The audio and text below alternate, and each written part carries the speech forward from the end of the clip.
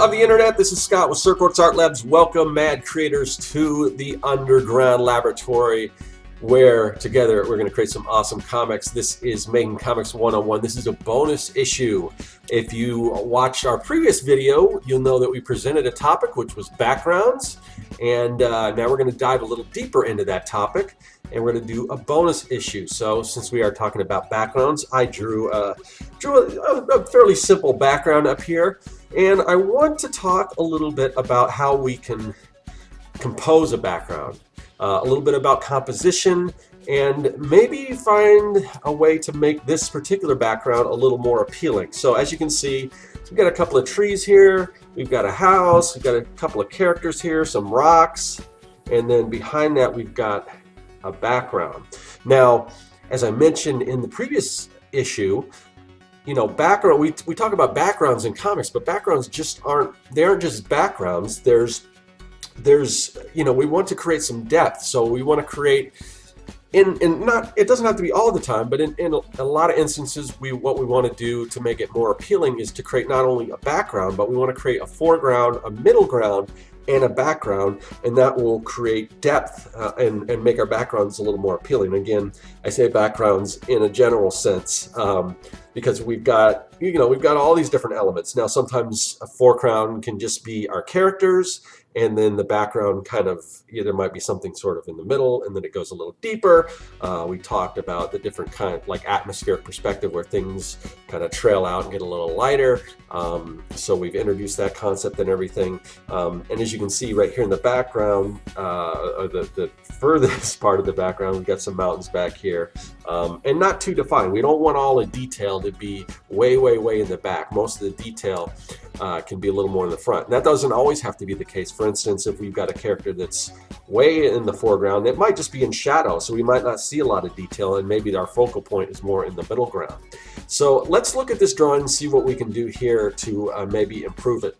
So right now what we're looking at, all these elements are pretty much on the same plane. They're like, for instance, these characters, the size of each one of these characters, this man and this woman, they could fit in this little cottage. The door right here is about the same size, so they're right out in front of the door. The trees are pretty much on the same plane. Everything's, you know, it's all there on this same plane. So we want to change that. The other thing we can notice, and something we want to avoid that I touched on in the previous episode, are tangents. Now, if you can see right here, see where this tree is in this cottage?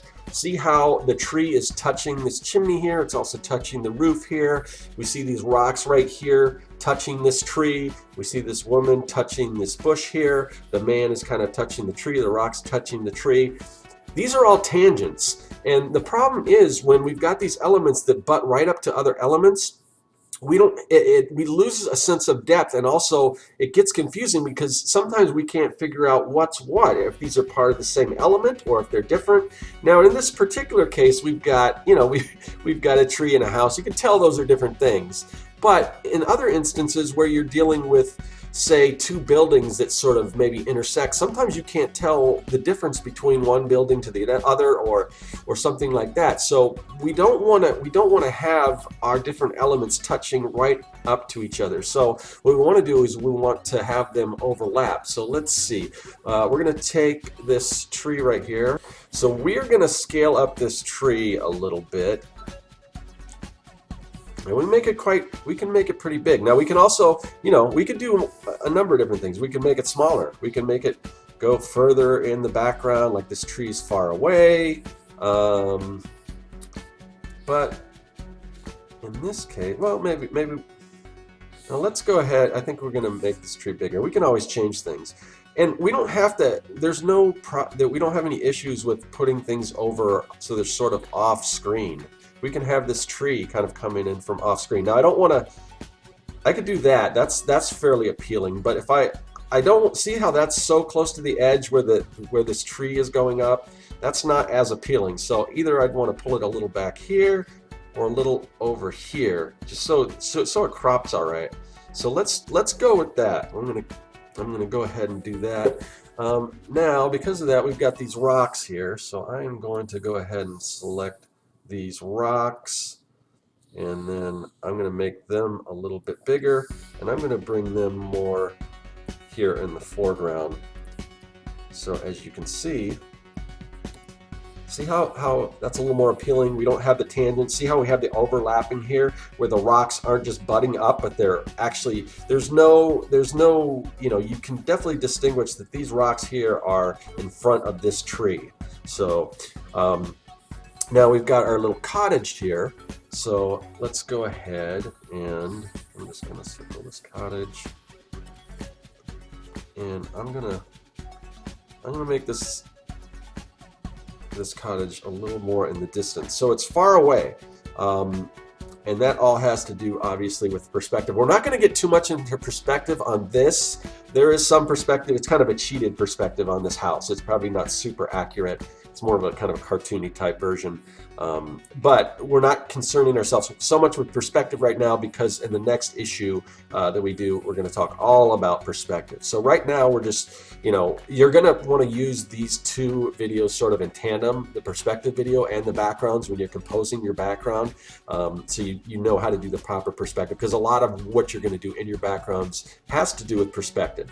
You know, you're going to want to make sure if you're drawing a cityscape or whatever, that's in perspective, and a lot of those buildings, if you're in the city, are going to be in the background, or even a scene like this where you've got a little house or something like that. So, all right, so now let's find this woman right here. I'm going to move her over a little bit. So I want her to be a little more in the foreground. Now, obviously, she, you know, if you have her here like this, it could be like, oh, wow, she's giant. Look at that house. Most people understand that she's just in perspective, so she's closer to you. But if we want to really make that clear, all we have to do is bump this a little over here. So now there is absolutely no doubt that she is in front of this house, that she is not the same size, that house is a little further in the background. All right. So now see how it's starting to kind of come together. But now this guy, now we could say also that he's further in the background. That's why he's smaller. But he's kind of holding his hand out. I mean, we want to think of our story too as well. So what's he holding his hand out to? Before, when they were kind of the same size, you could see that they were probably in a conversation. They were talking. He was holding something out. So what we're going to want to do is we're going to want to bring him more into the foreground as well. Now here we can see he's waiting for that to, I'm going to move him. If I actually want him to be in front of her, I gotta kind of move my layers here, which I can't do that without releasing this, so I'm going to cancel. Let's see. I won't worry about that yet. So how far in the foreground do we want him? I mean, we could kind of pull him off the page, but now see how their heads are kind of lined up? That doesn't look right. Let's see. I think I want to have him so he's like way in the foreground here. Like he's just kind of coming into the scene.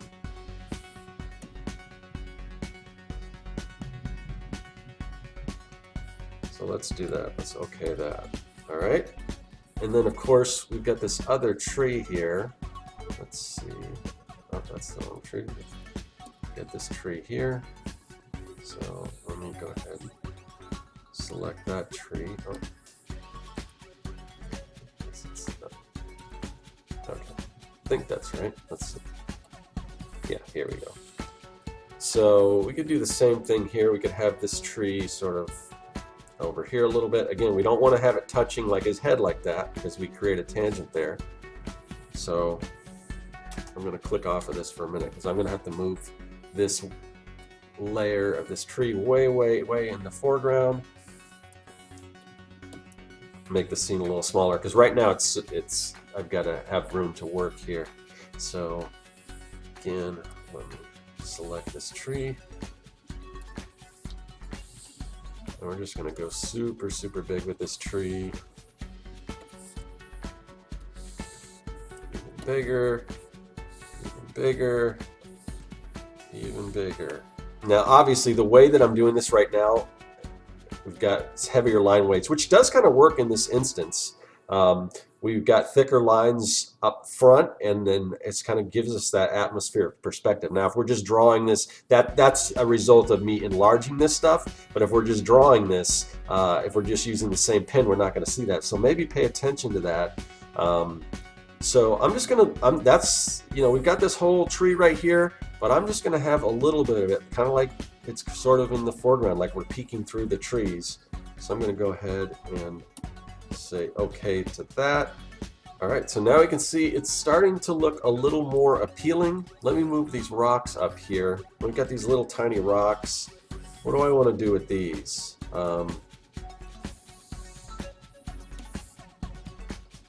Maybe he's kind of coming behind the rocks,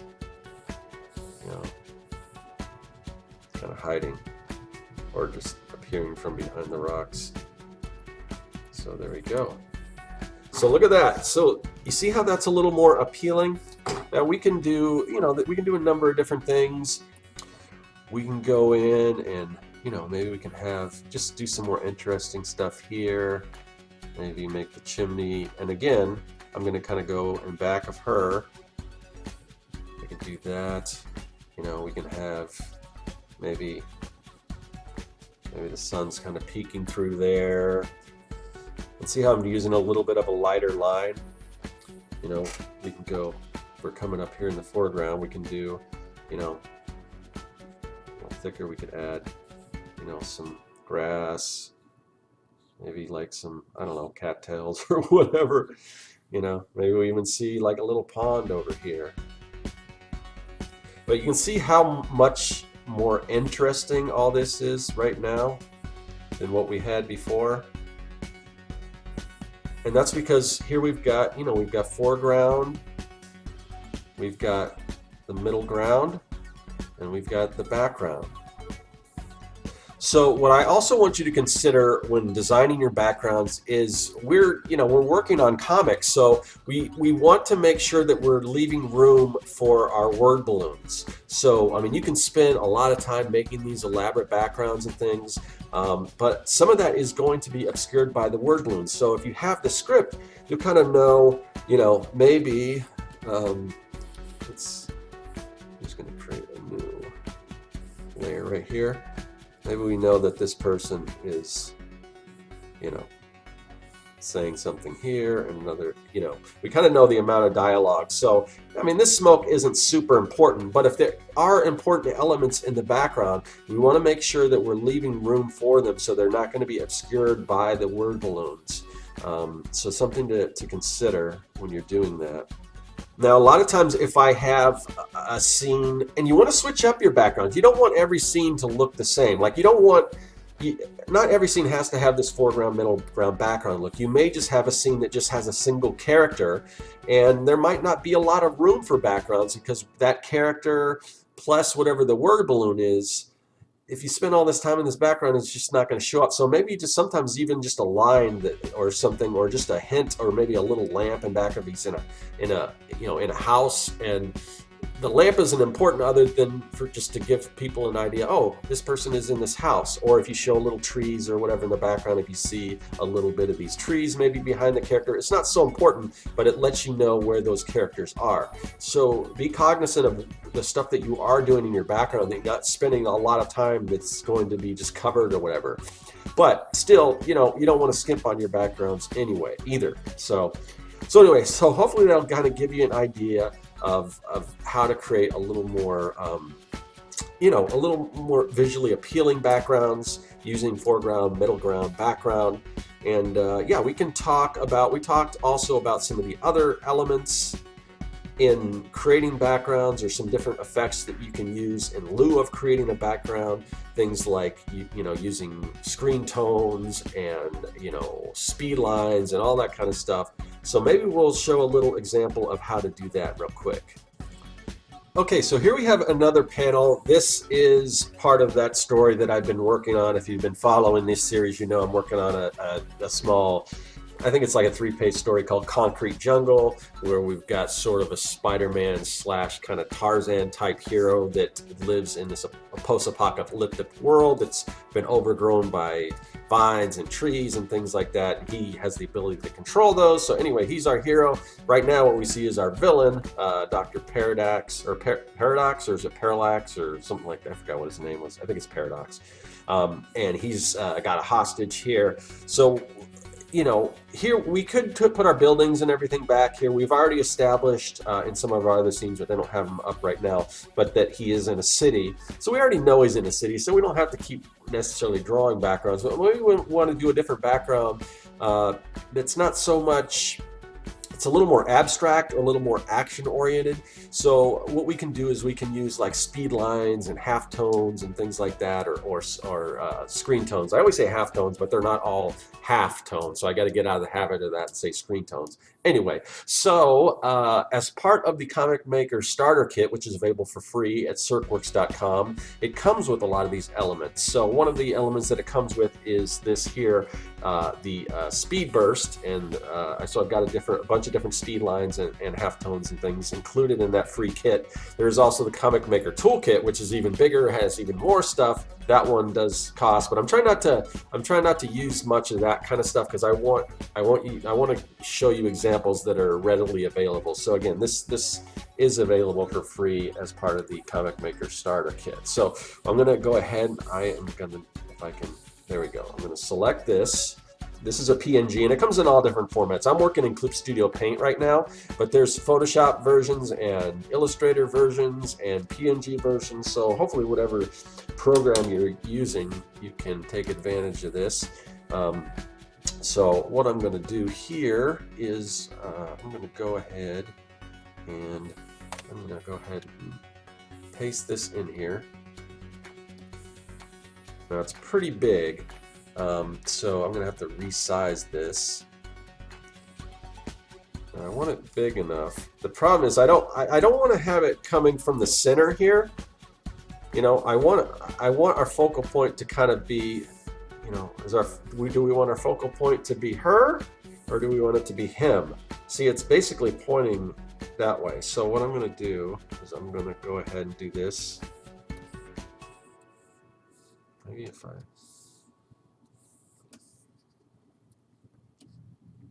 So as you can see, it's kind of, the lines are sort of pointing to him. So everything's kind of emanating from him. So that's where these speed lines are coming out. All right. So I'm going to go ahead and OK those. Now, of course, they're obscuring our character. I've already created sort of a mask here. Yeah, here, let's do that. So now you can see, just the simple lines, and you can also draw these by hand. I mean, you don't necessarily have to use the stuff in the kit. You could draw these by hand. Those kind of help you out, especially the more elaborate ones. So yeah, that's just another option that you can use in lieu of doing like a real detailed background, especially if you've already established that background. All right, so let's try a different one. Let's try, here again, we've got some halftones. So I'm going to copy these. We'll go back over to where we were before. All right, and we are going to, like we did before, we're going to go ahead and scale these. Okay, so there we can see, yeah, so that gives us, that's just another effect. It makes it a little more interesting. We could also, if we wanted to flip this upside down, we could sort of rotate this around. And there where we've got it, you know, basically from dark to light, kind of fading in. I think I like that a little better in this instance, but that's kind of up to taste.